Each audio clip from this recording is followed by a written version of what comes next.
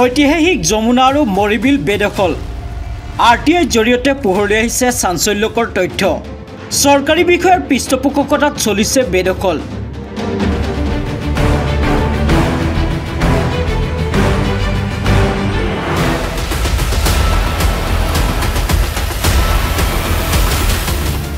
সচেতন ৰাইজে উচ্ছেদৰ দাবী উত্থাপন।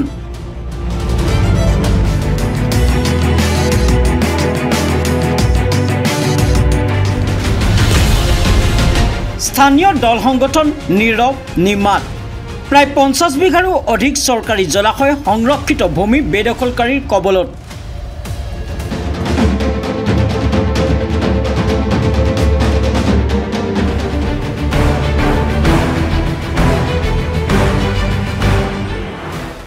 ৰাজ্য চৰকাৰে উজনি নামনি বিভিন্ন অঞ্চলত অবৈধ বাংলাদেশী আৰু বেদখলকাৰীৰ বিৰুদ্ধে উচ্ছেদ কঠোৰভাৱে অভিযান চলাই থকা সময়তে শিৱসাগৰৰ মাজমজিয়াত পোহৰলৈ আহিছে এটা ভয়ংকৰ বিস্ফোৰক তথ্য। শিৱসাগৰ নগৰৰ ৱাৰ্ডস্থিত ঐতিহাসিক মৰিবিল আৰু যমুনা নামৰ প্ৰাকৃতিক জলাশয়খন সম্পূৰ্ণৰূপে বেদখল হোৱাৰ তথ্য ইতিমধ্যে 2022 চনতে আৰটিআইৰ জৰিয়তে পোহৰলৈ আহিছে। আমগুৰি নৱনিৰ্মাণ সমিতিৰ সভাপতি দিগন্ত শইকীয়াই আৰটিআইৰ প্ৰাপ্ত তথ্য অনুসৰি মৰিবিল আৰু যমুনা জলাশয় বিল বিভিন্ন অংশত সন্দেহযুক্ত নাগৰিকৰ উপৰিও একাংশ শিক্ষিত প্ৰভাৱশালী স্থানীয় লোকেও বেদখল কৰি অট্টালিকা নিৰ্মাণ কৰিছে। চক্ৰ বিষয়া গোস্বামীৰ স্বাক্ষৰযুক্ত তথ্য অনুসৰি উক্ত দুয়োখন বিলৰ প্ৰায় 50 বিঘাৰো অধিক চৰকাৰী সংৰক্ষিত ভূমি জলাশয় প্ৰায় অৰ্ধ শতাধিকৰো অধিক বেদখলকাৰীৰ নাম স্পষ্টভাৱে উল্লেখ আছে। তথাপিও জিলা প্ৰশাসনে এই তথ্যক গুৰুত্ব নিদিয়াকৈ তথা বিভাগীয় কোনো ধৰণৰ ব্যৱস্থা গ্ৰহণ কৰা নাই। চাঞ্চল্যকৰভাৱে উক্ত জলাশয় দুখনত চৰকাৰী অভিলেখত বাৰিষা পানী সংৰক্ষণ ক্ষেত্ৰ হিচাপে প্ৰয়োজনীয়তাৰ ৰূপত থাকিলেও একাংশ চৰকাৰী বিষয়া মণ্ডল আৰু ৰাজনৈতিক পৃষ্ঠপোষকতাৰ সহায়ত জলাশয়ৰ বেদখলকাৰীৰ ৰক্ষণাবেক্ষণৰ স্বাৰ্থত ম্যাদী পট্টাৰূপে ৰূপান্তৰ কৰা হয়। ফলস্বৰূপে আজিৰ তাৰিখলৈ ঐতিহাসিক মৰিবিল আৰু যমুনাৰ চৰকাৰী সংৰক্ষিত ভূমিৰ ঠাই মাত্ৰ দেখা যায় বহুতলীয়া অট্টালিকা আৰু ৰাজপ্ৰসাদদায়ক ঘৰবাৰী। এই ক্ষেত্ৰত গভীৰ দুখৰ বিষয় হ'ল যে যেতিয়া অসমৰ বিভিন্ন জনগোষ্ঠীয় দল থলুৱা সংগঠন অবৈধ দখলৰ বিৰুদ্ধে সজাগ থকাৰ লগতে সৰব হৈ পৰে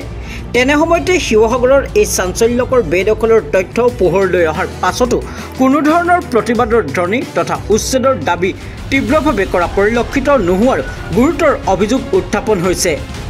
শেহতীয়াকৈ শিৱসাগৰৰ সচেতন নাগৰিকে চৰকাৰৰ তীব্ৰ আহ্বান জনাইছে। শীঘ্ৰেই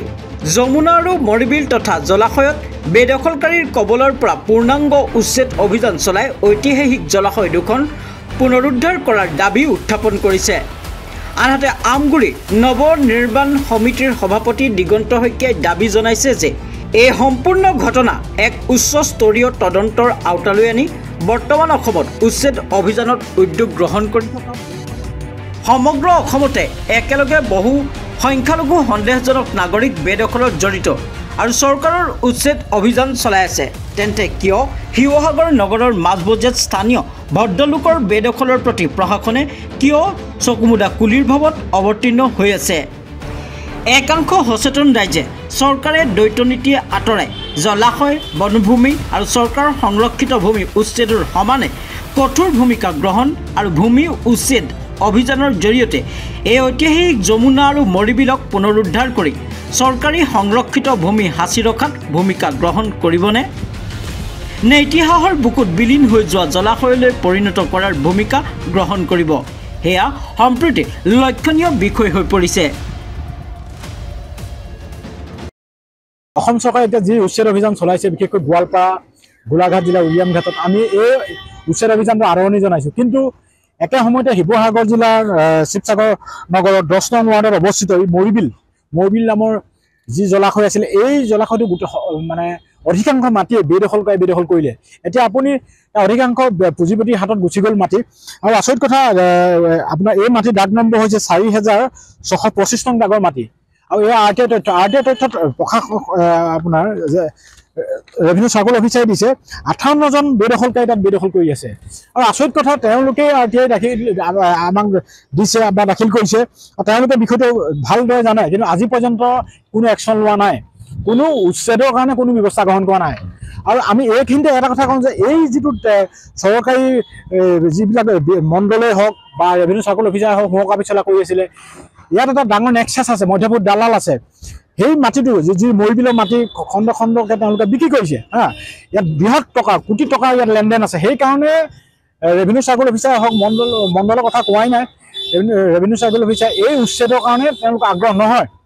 বৰ্তমান যি আছে মই এইজনৰ কথা কোৱা নাই কিন্তু পূৰ্বৰ যিসকল ৰেভিনিউ চাৰ্কল অফিচাৰ থাকোঁতে এইখিনি মাটি বেদখল কৰিবলৈ পালে তেওঁলোকে কি ঘোঁৰা ঘাচ কাটি আছিলে তেওঁলোকে বিষয়টো ভালদৰে জানে অন্য একো নাই বৃহৎ টকাৰ লেনদেনত শিৱসাগৰ জিলা শিৱসাগৰ নগৰৰ 10 নং ৱাৰ্ডৰ যি মৰিবিল আছিল তাৰ অধিকাংশ মাটি বেদখল কৰাৰ মূল কাৰণ হৈছে টকা বৃহৎ কোটি টকাৰ লেনদেন হ'ল এতিয়া আপুনি আচৰিত খাব আপুনি যিখিনি মানুহ একঠা মাটিৰ কাৰণে আজি নদী মথাউৰিৰ কাষত আপোনাৰ বহি আছে তেওঁলোকৰ মাটি নাই ভূমিহীন সেইসকলক মাটি দিব নোৱাৰে কিন্তু মৰিবিলত যিসকল মানুহে বেদখল কৰিছে তেওঁলোকৰ আত্মালিকা দেখি আচৰিত খাব এইটো পুঁজিপতি গ্ৰাহক গোটেই মাটিডোখৰ গ্ৰাস কৰি পেলালে আৰু ইয়াৰ মূল কাৰণ হৈছে টকা বৃহৎ টকাৰ লেনদেন হৈছে যাৰ বিনিময়ত শিৱসাগৰ জিলা শিৱসাগৰ টাউনৰ মাজমজিয়া 10 নং ৱাৰ্ডত অৱস্থিত মৰিবিল জলাশয়ৰ মাটি বেদখল কৰিবলৈ সুবিধা পালে আমি এই বিষয়টো প্ৰথমে জিলা প্ৰশাসনক তদন্তত দাবী জনাইছোঁ তদন্ত এইকাৰণে দাবী জনাইছোঁ কাৰণ জিলা আপোনাৰ ৰেভিনিউ চাৰ্কল অফিচাৰে আমাক আৰটিআই দিছে 58 জনে ইয়াত বেদখল কৰি আছে বুলি তেওঁই কৈছে কিন্তু তেওঁলোকে জানি শুনো কিয় একশ্যন লোৱা নাই আৰু ইয়াৰ অৰ্থ কি নীৰৱ ভূমিকা লোৱাৰ অৰ্থ কি সেইকাৰণে তদন্ত হওক আৰু কোন ৰেভিনিউ অফিচাৰ থাকোঁতে তেওঁলোকে বেদখল কৰিছিলে তাত কোন মণ্ডল জড়িত আছিলে কোনে মাটি জোখমাখ কৰি দিছিলে কোন মধ্যভোগী দালালে কোটি টকা লেনদেন কৰিছিলে সেইসকল তদন্ত আওতালৈ আহক আৰু তেওঁলোকৰ বিৰুদ্ধে আইনী ব্যৱস্থা লওক তাৰপিছত বেদখলকাৰীৰ ওপৰত বুলডোজাৰ চলাই দিয়ক যমুনাও হৈ আছে কিন্তু মৰিবিলত অধিকাংশ মাটি আৰু মৰিবিলত আপুনি আচৰিত খাব তাত আপুনি পুঁজিপতিৰ গ্ৰাহক গোটেই বিলখন গুচি গ'ল অধিকাংশ মাটি আপোনাৰ বেদখল কৰিলে এতিয়া ভূমিহীন মানুহে একঠা মাটিৰ কাৰণে হাহাকাৰ হৈছে কিন্তু আৰু আচৰিত কথা টাউনৰ সোঁ মাজত চৰকাৰী কাৰ্যালয় বনাবলৈ মাটি নাই এতিয়া জেলখন আছে ক'ত পুখুৰী পাত হেলনীয়া টুকুৰা ঠাইত আছে মাটি নাই সেইখিনি মাটি এতিয়া এই পুঁজিপতি ব্যক্তিয়ে তেওঁলোকে গ্ৰাস কৰি পেলাইছে আমি কৈছোঁ যে এইখিনি উচ্ছেদ কৰি চৰকাৰী যিখিনি কাৰ্যালয় আছে যিখিনি ভাড়াতীয়া অফিচ আছে তাত স্থাপন কৰক তাত মানে গোৱালপাৰাৰ কথা কৈছে যিখিনি যিহেতু মই গোৱালপাৰাত আমি শুনিছোঁহে আমি সংবাদ মাধ্যমৰ যোগেদি শুনিছোঁহে তাত সন্দেহযুক্ত ব্যক্তি বুলি কৈছে আমি কিমান শতাংশ তাত সন্দেহযুক্ত ব্যক্তি কি কথা আমি এতিয়া চাৰ্টিফিকেট দিব নোৱাৰোঁ কাৰণ মই মানে আমি জেগালৈ যোৱা নাই স্কুলত আমি মাত্ৰ সংবাদ মাধ্যমৰ জৰিয়তে গম পাইছোঁ এতিয়া উৰিয়াম ঘাটতো তেনেকুৱা কিমান পাৰ্চেণ্টেজ তাত সন্দেহযুক্ত ব্যক্তি গম নাপাওঁ কিন্তু এটা কথা ঠিক চৰকাৰী ভূমি বেদখল কৰাকাৰীৰ ওপৰত যদি উচ্ছেদ অভিযান চলাইছে বা বুলডোজাৰ বা JCB চলাইছে এইটো আদৰণীয় চৰকাৰক আমি আদৰণি জনাইছোঁ এইটো আদৰণীয় পদক্ষেপ হয় সেইটো আমি জনাইছোঁ কিন্তু সন্দেহযুক্ত ব্যক্তি কিমান আছে কি কথা এই সংক্ৰান্তত আমি নাজানো অৱগত নহয় কিন্তু সন্দেহযুক্ত ব্যক্তি থকাৰ কাৰণেতো চৰকাৰে একশ্যন ল'বলৈ বাধ্য হৈছে ঠিক আছে তাত ল'লে কিন্তু শিৱসাগৰ নগৰ সোঁ মাজত যিটো আপোনাৰ 10 নং ৱাৰ্ডৰ যিখিনি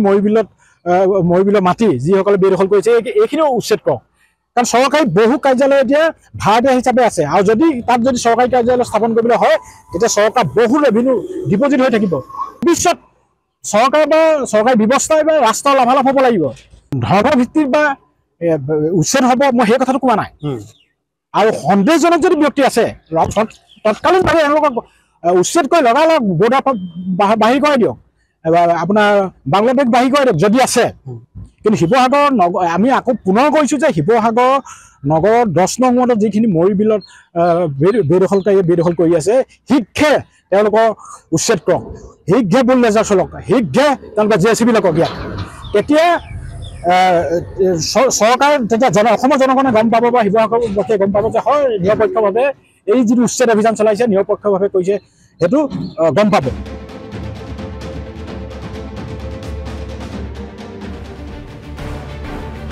শিৱসাগৰৰ পৰা ফৰিদ আলীৰ ৰিপৰ্ট নিউজ জেড আছাম।